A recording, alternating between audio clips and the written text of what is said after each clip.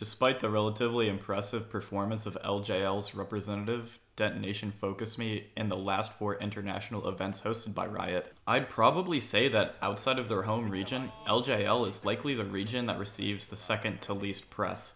The first being, well, you know. Following the purported acquisition of longtime top laner Evi by Team Heretics in the LEC, I wanted to learn more about this very small region and figure out why such a small region, both in literal and figurative size, is capable of hitting so far above their weight class when it comes to international competition.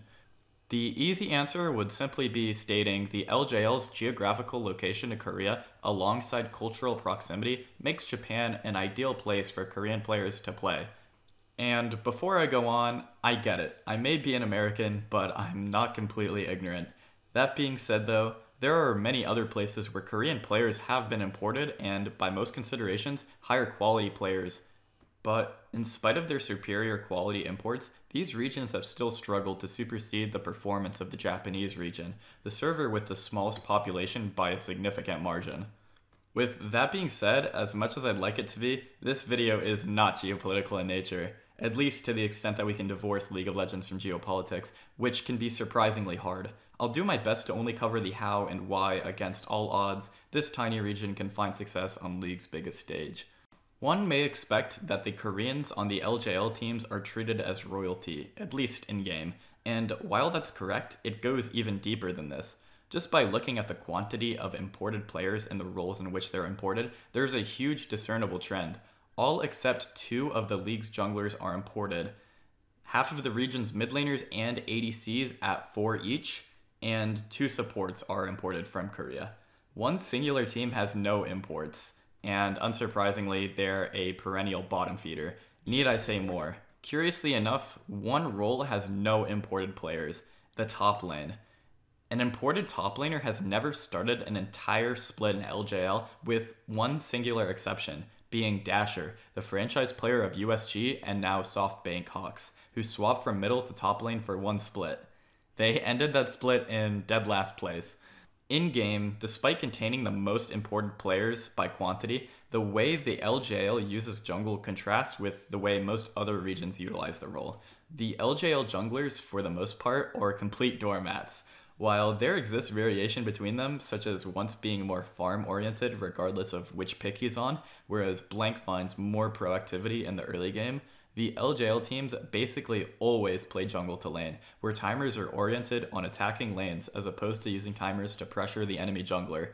This is true even after the 12.10 durability changes, where turrets were buffed, which should, in theory at least, cause a shift to greater incentivized neutral control during the early game. The one exception to this rule is Axis' jungler, Swamp. Swamp is unique in the regard that Axis has been willing to draft big carries for him and play for his own leads. But just because this happens doesn't necessarily make him a good player, however.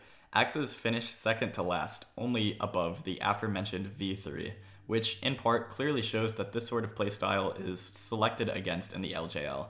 Flawless is another jungler who tended to get a lot of resources in draft, and flexibility with which champion he could pick. However, the way Burning Core utilized jungle was more similar to the other LJL teams, aside from the fact that Flawless would be the one on the carry, as opposed to be picking a facilitator jungler. All of this overshadows the #1 jungler in the LJL, however, Steel, who, despite being a nobody in Korea, is likely one of the best junglers in the LJL, alongside Blank. Steel is the best jungler in the LJL at finding angles in the early game, nearly always taking action on his first clear to influence a lane in some capacity. This is the consequence of keeping several of his camps under-leveled, and therefore unable to hit level 6 at the same time as the enemy jungler, which can lead to him getting attacked in his jungle or have DFM's neutral game be negatively impacted. But like I said before, lane to jungle is rarely in the LJL team's playbook. So many of this early aggression goes unpunished, even if it ends up being resisted by their opponents. For most of the teams in the LJL, it's all about the mid lane. Mid lane is one of the most heavily imported roles in the LJL, and teams look to make good on that investment. It's no surprise that many people, including myself, considered Arya to be the crown jewel of DFM. When he went to KT, everything changed, and his underwhelming performances caused him to be benched for the rookie Vikla. However, all one needs to do is look at how DFM utilized him to see the source of this huge change. The amount of pressure LJL teams put on mid lane is intense, warping the map state around the lane. It's rare for a mid laner in the LJL to move without facilitation from either jungle or support, or sometimes both. Not only is this because they're coddled, but on the other end, they're always under attack by their enemy counterparts, causing the investment to simply be too risky to commit to a move without their teammates shuttling them. The CB LoL representatives and Loud was able to use this ineptitude by DFM by attacking side lanes in the immediate setup to objective timers, knowing that their jungle and support counterparts would be too focused on helping move Yaharong from mid. This sequence works great to secure early objectives with stronger setup, like how DFM did against RNG in Game 1 in their series, but it falls apart against teams who are capable of making decisive overloads on sides with numbers advantages, precisely how RNG tended to respond. In addition, despite these setups being solid at securing the objective, they are often long and drawn out, which provides ample opportunity for a vertical response or for teams to pick them apart in setup. Teams that are capable of throwing pressure across multiple lanes tear this apart.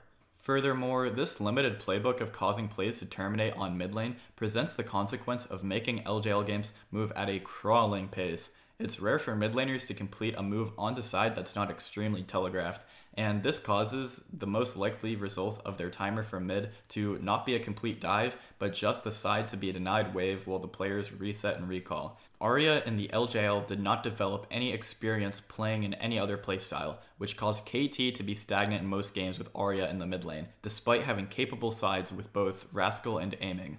Arya is simply not the type of player that you should pair with strong carrying sides. While he can lane well, independence is not selected for in mid laners in this region. Consequently, this is also why players like Yaharong and Jet excel in the LJL. Despite looking abysmal in LCK, suddenly you put these players on an LJL squad, and despite them being 10th place in their domestic region, they begin outperforming players like Xiaohu in the case of Yaharong and Perks in the case of Arya. All these players need to do is teamfight well, and suddenly Perks can't even meet baseline mechanical expectations and press R on Orianna. Obviously, this is an exaggeration, but it does result in the LGL teams being very precise and narrow with what they do internationally on the Rift. Steel is not the type to whip out the Nidalee, Kindred, or Karthus and go sicko mode on Blabber. He's more than content playing Udyr, Trundle, and the like, and playing for his 10th place Jhin Air mid laner if it means DFM can beat RNG for at least one game in a best of 5.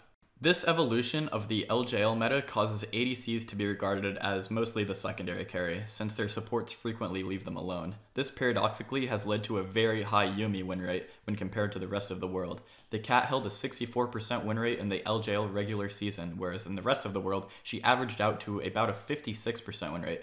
While it may seem pointless to point out the statistic in isolation, I do think that over a large sample size like this, the disproportionate success of Yuumi in Japan relative to the rest of the world helps characterize the playstyle of the region. Weaker early bottom lanes were less likely to be punished during the laning phase, and teams that brought a little more attention to their own bottom lane with Yuumi were rewarded tremendously relative to the other teams who dumped support pressure on their middle laner.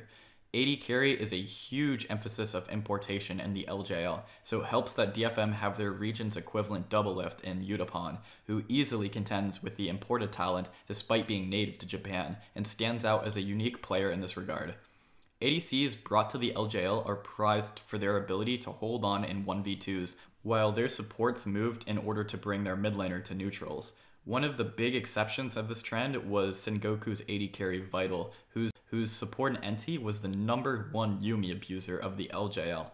While mid laner Jet still received a huge amount of jungle attention from once, NT held a 100% win rate on Yuumi over 6 games, which is the most games any one support has played of any one champion over the summer regular season. Playing for Vital worked very well for Sengoku during the regular season, but in playoffs, when Yuumi was frequently banned, Harp consistently outlaned NT and DFM swept through playoffs easily.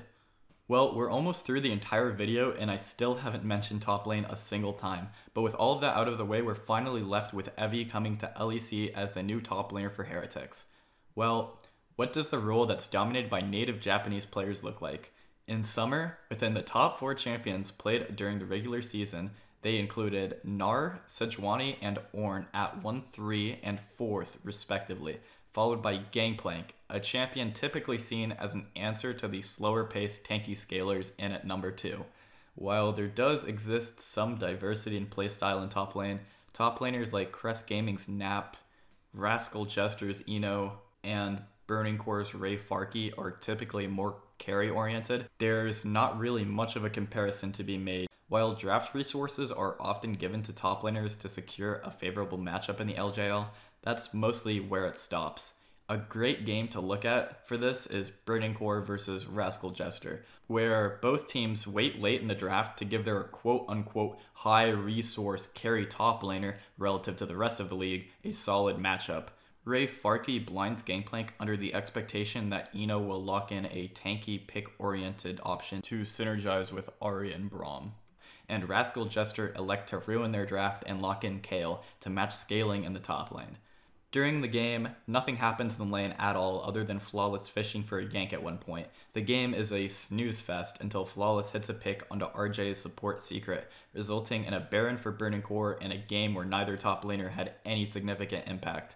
There is even more examples, such as SoftBank Hawk's Kanasu routinely ditching waves to help overload for dragons on bottom side, squandering his passive advantage in lane for little return. Top lane is the Japanese token team player for the most part in the LJL, and you're unlikely to find a monster carry performance out of any individual top laner. The closest thing you're going to get is Crest's Nap, who does have a pretty solid Gwen and Gangplank, but even he is overshadowed by his imported 80 carry and hybrid. Looking grim for top laner Evi, right? Well, while his domestic competition may be amongst the worst in the entire world as far as Premier Leagues is concerned, Evi is definitely leagues above his competition. In playoffs, despite DFM coming in tied in record with Sengoku, one of the biggest differences between the two teams was in the top lane. In their first encounter in the Juggernaut match, Evi played convincingly in 3 of the tankier matchups and closed out the series with a huge smashing on R5 Gwen versus Paz's Ornn, which was likely the biggest departure from the regular season trend of top laners being useless. In their second encounter in Grand Finals, DFM completely switched it up on Sengoku, and they elected to give Evi R5 twice in counter pick in all 3 games. Mordekaiser versus Sejuani, Trendemir versus Sejuani, and Lilia versus Ornn. Evi hit his stride on an expansive champion pool, and DFM completely swept Sengoku. At Worlds, he got exposed by Loud's willingness to give resources to Robo, but his Gnar held on pretty well versus Impact, and he was willing to blind it 3 times versus Loud to secure their win against them in the Brazilian rematch. Sure, he got exposed by RNG's Breathe, but hey, we are letting him get Aatrox several games in a row, a champion that would go on to have a 100% pick ban presence across the tournament. DFM had gotten burned bad in their first game against Loud, where their unwillingness to help connect Evi to teamfights caused him to fall on his face in Aatrox, and instead of just picking it themselves, they instead decided to pick counters into it. While it's not impossible that Evi was also terrible at this champion, it's hard to definitively come to a conclusion, since our recent sample size is 1, whereas Evi has a pretty decent record on the champion, although he does rarely play it. A little bit of X, a little bit of Y. In any case, despite Evi clearly having a deep champion pool, DFM was unwilling to incorporate what was literally the defining champion of the 2022 World Championship. But what does that mean for Team Heretics in the LEC with their imported Japanese top laner? Well, with a roster of Evi, Yonkos, Ruby, Jack Spectra, and Mursa, this roster is fucking old, with an average of 23.8 years between each player. Evi's age is both an advantage and a disadvantage. He clearly has demonstrated experience with a diversity of playstyles, although it's very unlikely that he will be anywhere near a carry for the squad, and it's likely for DFM's playstyle of ignoring top lane to persist across the world in Europe.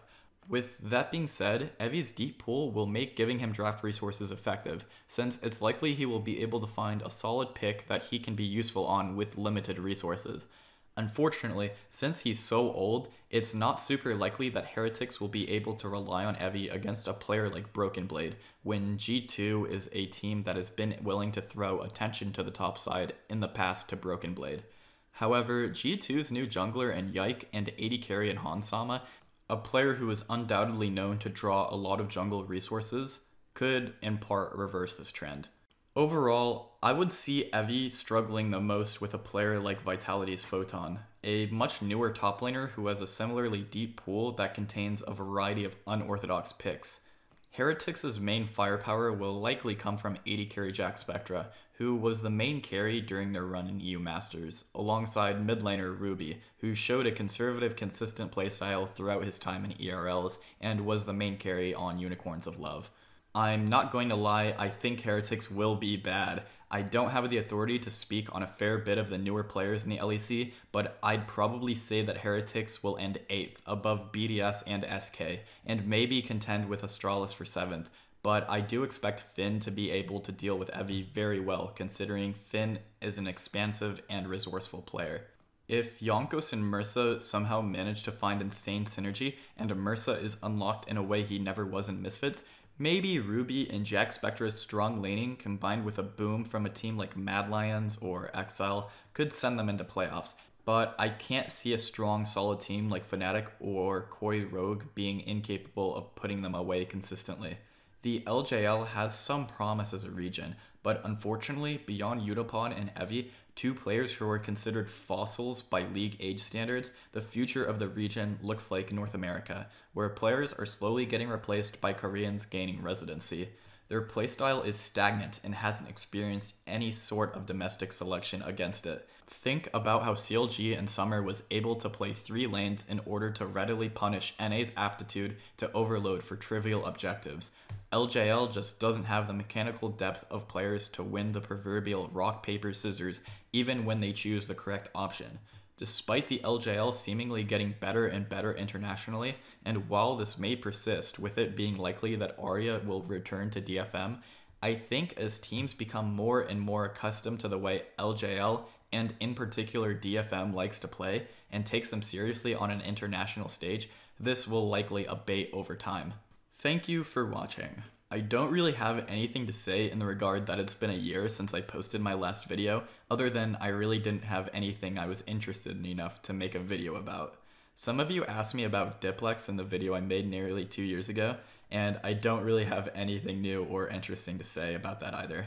I may make a video ranking about how I feel the new NA Academy teams are, or maybe I won't.